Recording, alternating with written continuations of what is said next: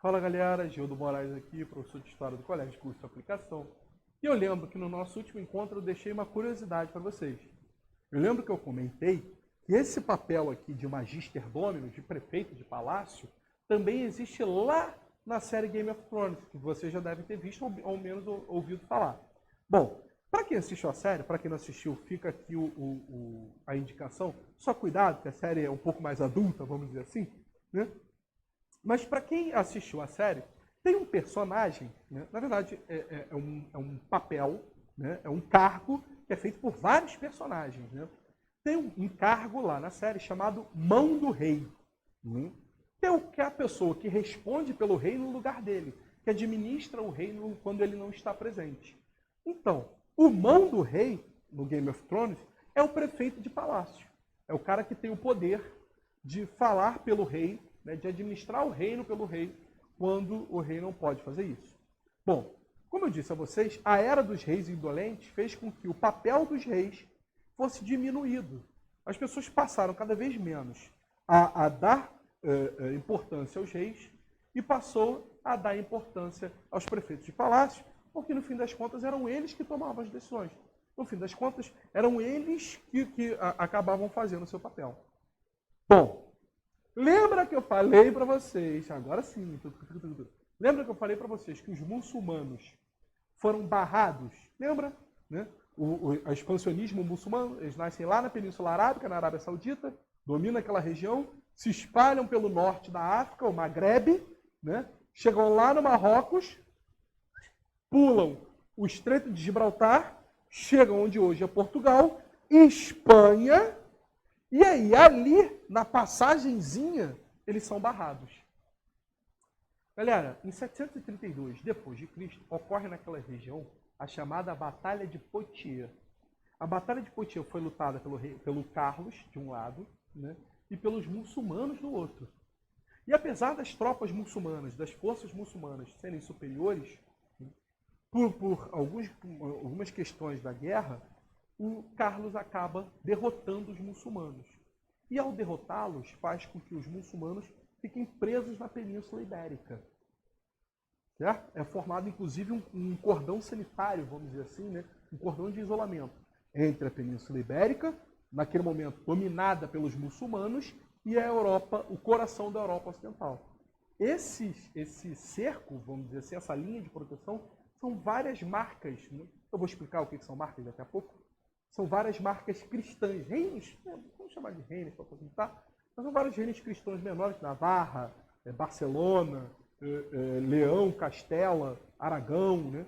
São vários reinos cristãos que ficam ali e impedem a passagem dos muçulmanos. Por conta dessa vitória sobre os muçulmanos e, teoricamente, se tornar o protetor, né, do reino, se tornar o protetor do reino, o Carlos recebe esse apelido aqui, ó. Carlos Martel. Martel, galera, vem de martelo, tá? É o martelo dos mouros, o martelo dos muçulmanos. Olha aqui o que eu falei para vocês, ó. Falei, ó, aqui, Península Ibérica, tá vendo? Aí, os muçulmanos saem, essa Península Ibérica aqui, a gente já falou isso anteriormente, essa Península Ibérica aqui, galera, é o que a gente chama de Califado de Córdoba, tá? Sobre o comando de Abdermarrão I. Ó, eles atravessam, inclusive é por isso que é uma península, tá, gente? Ó, tem uma ligação com um continente. Eles atravessam e aí tentam penetrar no interior, no coração da Europa Ocidental. São derrotados e, por serem derrotados, ó, ficam circunscritos, palavra do dia, ficam circunscritos à região da Península Ibérica. Entre o coração da Europa Ocidental e a Península Ibérica, ó, uma região de proteção, ó, marca de Espanha. Estão vendo? É isso, está escrito? É isso mesmo, né? Olha lá, marca de Espanha. Importante, lembra que eu falei para vocês que uma marca que é criada? Daqui a pouco eu vou precisar falar disso aqui com vocês. O que é uma marca, beleza? O Carlos Martel, como eu falei para vocês, se torna o herói dos europeus ocidentais, o herói dos francos, né? E aí o pai dele o pai dele prende o príncipe herdeiro e se autoproclama rei dos francos, dando assim origem a uma outra dinastia, a chamada dinastia carolíngia. Né? A dinastia carolíngia tem esse nome por causa do antecessor dele, o Carlos. Carlos Martel, o filho, eu ainda não falei o nome do filho porque eu adoro, é muito engraçado. E depois o neto, que é um outro Carlos, Magno. Né? Magno, gente, de magnitude, tá? De magnânimo, de magnífico. Quem é esse carinha do meio? O cara que derruba os merovingios e estabelece a dinastia carolíngia. Eu adoro. Nome do cara, Pepino. Acabou aí? Não. Ele tinha um apelido ameaçador, inclusive. Pepino o Breve. Gente, eu achei esse apelido genial. Por que ele é chamado de Pepino o Breve? Não, não é por causa disso. Não é porque ele era muito rápido na hora de correr. Pepino o Breve porque ele era baixinho. Então a galera achava que ele acabava muito cedo. E aí botaram o apelido dele de Pepino o Breve. Agora, vocês ficam zoando o cara, mas é graças a Pepino o Breve que o reino franco se consolida ainda mais. Olha o que ele faz aqui. Ó. Primeiro, ele se aproxima da igreja. Pra você ter uma ideia, ele é reconhecido pelo Papa Zacarias, se eu não me engano. E aí você fala, tá, professor, e daí?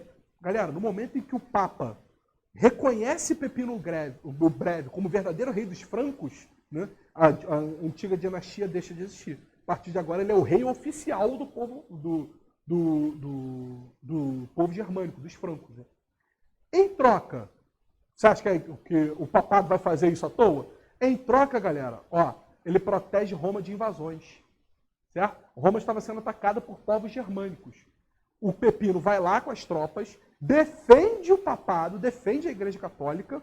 Ao mesmo tempo, ele pega esses territórios que ele anexou e entrega e dá de presente para Roma.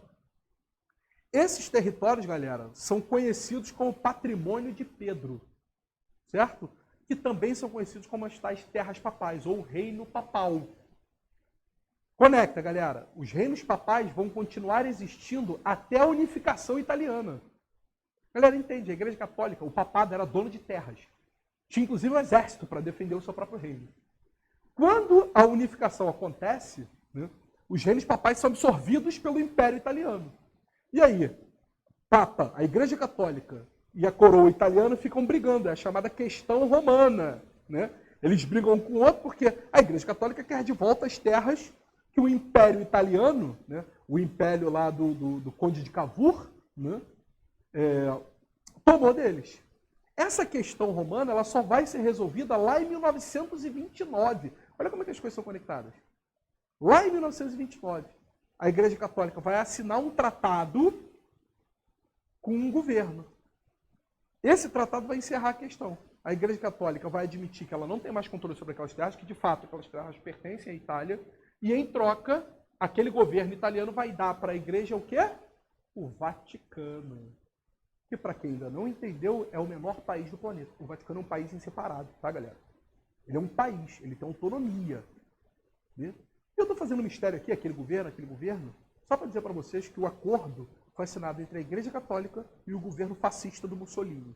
Certo? Então a Igreja Católica reconhecia Benito Mussolini como o Duce, né, o líder supremo da Itália, inclusive das terras pelas quais a Igreja Católica lutava, né? E ao mesmo tempo Benito Mussolini confere à Inglaterra, o Vaticano, desculpa, confere ao Vaticano autoridade, concede ao papado católico autoridade sobre o Vaticano.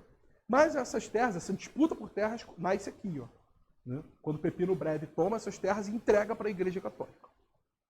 Bom, e depois do Pepino, galera, o filho do Pepino Breve é um cara chamado Carlos Magno. E a gente vai descobrir depois por que ele é magno. Tá? Por que essa coisa da magnitude. Né? Primeiro, ele expande ainda mais o reino. Olha lá. Ó, faixa amarela. Tá vendo? A porção amarela é o reino dos francos. Ó. Ele expande ainda mais o reino. Beleza? Organiza a administração do reino. Inclusive, dividindo o território. Ó. Galera, importante. É aqui que eu quero fechar o nosso encontro de hoje. Lembra que eu estou falando de marca? Eu disse a vocês que a marca é um território importante. Por quê, galera? Marca era o nome que se dava aos territórios de fronteira. O que significa dizer que a marca é a primeira linha de defesa de um reino, porque ela está na fronteira com os estrangeiros. Então você só entregava, você que é o rei, só entrega o controle de uma marca a quem você confia muito. Porque se aquela pessoa que comanda a marca, que de novo é um território de fronteira, te trair, ela praticamente está abrindo as portas do teu reino para o inimigo. Então por isso, os comandantes de marcas tinham que ser pessoas muito ligadas ao rei. Eles inclusive eram considerados pessoas muito altas no cargo da nobreza. E o comandante de uma marca era um marquês. É daqui que vem o título de nobreza de marqueses. Você vê lá, né, na igreja e tal. É claro, você tinha os ducados, que eram porções maiores, né, e tinha os condados. Né? Os ducados eram entregues aos duques e os condados eram entregues aos condes. Depois, galera, o Carlos Magno vai adotar ele vai reeditar o antigo costume germânico. Costume esse que será uma das bases do feudalismo ocidental. Mas isso é assunto para um próximo encontro. Beleza, galera? Beijo no coração de vocês, até a próxima.